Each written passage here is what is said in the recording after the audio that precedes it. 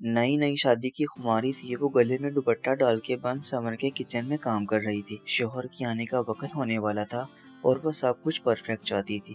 اتنے میں اس کا دیور، جو اس کے شوہر سے 2 سال ہی چھوٹا تھا، کچن میں آیا اور نہ چاہتے ہوئے بھی وہ بھابھی کو دیکھتا رہ گیا۔ خود کو روکنے کی کوشش کی لیکن بے سود جاتی رہی۔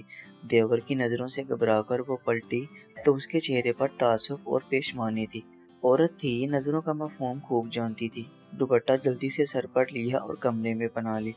کچھ دیر پر دروازے پر دستک ہوئی اور دیور کی آواز سنائی دی، بھابھی میں معذرت خواہ ہوں، انسان ہوں، نفس کے ہاتھوں مجبور ہو گیا اور آپ کو دیکھنے کا جرم کر بیٹھا۔ اگر مجھے پتا ہوتا تو میں کبھی بھی کچن میں داخل نہ ہوتا۔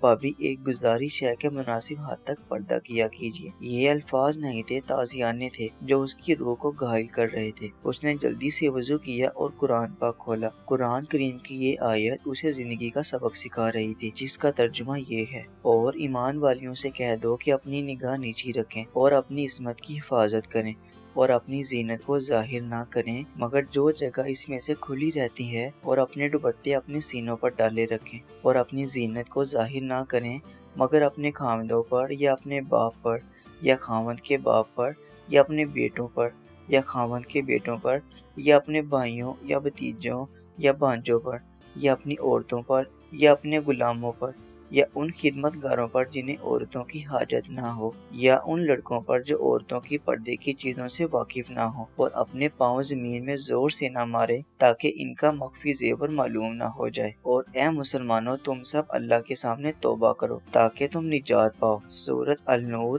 آیت نمبر 31۔